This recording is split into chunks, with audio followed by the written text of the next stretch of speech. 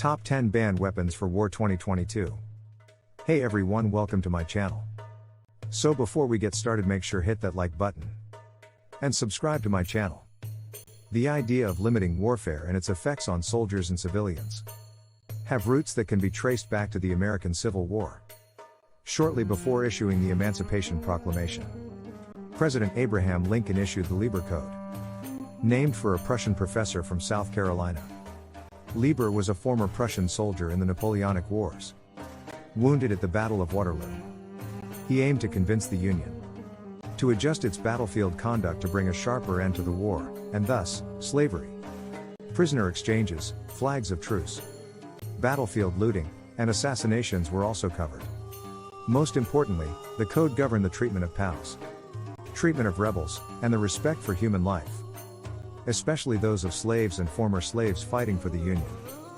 After more than 150 years of arms control treaties, countries have invented, used, and then banned weapons designed to choke, maim, and otherwise kill warfighters in an inhumane fashion, as ironic as that sounds. Poisonous gases.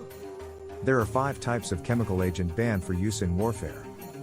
Blood agents are toxic and fast-acting. They're absorbed into the blood, hence the name, and cause a long, violent death, usually from respiratory failure. Phosgene gas and hydrogen cyanide are 2 kinds of blood agent. Next are blister agents that cause severe chemical burns on the skin and eyes. Blister agents like mustard gas can be fatal if ingested or inhaled. Nerve agents like VX and sarin gases break down the neurotransmitters that make organs function. They can be inhaled or absorbed through the skin. Victims slowly lose control of their bodily functions. Their limbs start jerking involuntarily, and death comes from respiratory failure. Phosgene gas can also be considered a choking agent. A final type in nettle agents. Nettle agents irritate the skin, but do not cause blisters. Non-detectable fragments. The Convention on Certain Conventional Weapons bans the use of non-metallic fragment in war because they can't be found by using X-rays. The fragments are said to cause unnecessary suffering. Surgeons have to go through the body by hand looking for these fragments. Land mines. The failure of a total ban of anti-personnel mines in the 1979 Convention on Certain Conventional Weapons led to the Ottawa Treaty, which did. This treaty doesn't cover anti-tank mines, booby traps, and remote mines. Previous treaties have demanded the anti-personnel mines be able to be remotely deactivated, to shut down after a certain time period, or to be removed by the implementing party once the conflict ends. Incendiary weapons. The use of weapons designed just to burn or set fire to large areas which may be full of civilians are also prohibited. The ban covers actual flame, heat or chemical reactions, so this limits the use of flamethrowers, napalm, and white phosphorus. You can still use a flamethrower. You just can't use it near civilians, which, on today's battlefield, might be a tall order. Napalm is that the substance itself isn't banned as a weapon, but using it on anything other than a concentrated area where the enemy is using foliage as concealment is banned. Blinding laser weapons. This covers any laser designed to cause permanent blindness. But it does say that if the laser in question just happens to cause blindness, you can't be held responsible for that. Expanding ordnance. Technically, this covers bullets which expand or flatten easily in the human body, which were developed by the British in India at the time of the Hague Convention in 1899. The delegates to the St. Petersburg Declaration of 1868 wanted to limit warfare to only the combatants. They reasoned that if weapons were deadlier, there would be less suffering, since exploding bullets under 400 grams would only kill one man and that ordinary bullets would do. Why create exploding ones?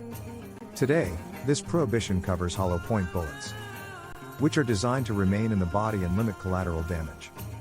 Poison bullets. In the earliest known arms agreement, the Holy Roman Empire and France agreed not to use poison bullets on each other. At the time, troops stored bullets in unclean plains, like corpses. It would be another 100 plus years before the idea of germ spreading disease caught on in the medical world. So the infections caused by these bullets were a serious hazard to injured troops. Cluster bombs. A cluster bomb releases a number of projectiles on impact to injure or damage personnel and vehicles. The 2008 Convention on Cluster Munitions banned these for two reasons. First, they have wide area effects and are unable to distinguish between civilians and combatants. Second, cluster munitions leave behind large numbers of dangerous unexploded ordnance. Biological weapons. The 1972 Biological Weapons Convention was the first treaty to completely ban a whole class of weapons. It prohibits the development, production, and stockpiling of biological and toxin weapons, though has no governing body to enforce compliance. Biological weapons are some of the oldest weapons of mass destruction known to have been used by man. The Mongols tossed rotting bodies over the city walls at the 1343 Siege of Kaffa, spreading disease and infection throughout the city. Types of weapons banned under international law. Specific types of weapons are banned entirely, such as anti-personnel landmines and biological and chemical weapons. Other weapons are subject to limits such as the restrictions on the use of booby traps. Weapons are constantly being developed and the law evolves accordingly. The way weapons are used can be as important as what they do. For example, incendiary weapons, designed to spread fire or to burn, are prohibited in all circumstances against civilians. But lawful use against soldiers is possible. Some weapons may be lawful for use against buildings or enemy tanks but not if directed at combatants. Where is the law about weapons written and how is it enforced? International humanitarian law is based on the Geneva Conventions and its two additional protocols. However, the main laws about weapons are contained in separate conventions addressing specific types of weapons. These are just as legally binding, and include the 1972 Biological Weapons Convention, the 1980 Conventional Weapons Convention and the 1997 Ottawa Convention on Anti-Personnel Landmines. Alleged breaches of the law can be tried in national courts or by the International Criminal Court at The Hague. There are many breaches of the law. Many appalling and desperate things happen during war, and these only serve to reinforce the need for international humanitarian law and mechanisms to enforce the rules of war. What do you think about our list? Let us know in the comments section below. If you enjoyed this video and want to hear from me again, be sure to hit the subscribe button before you go.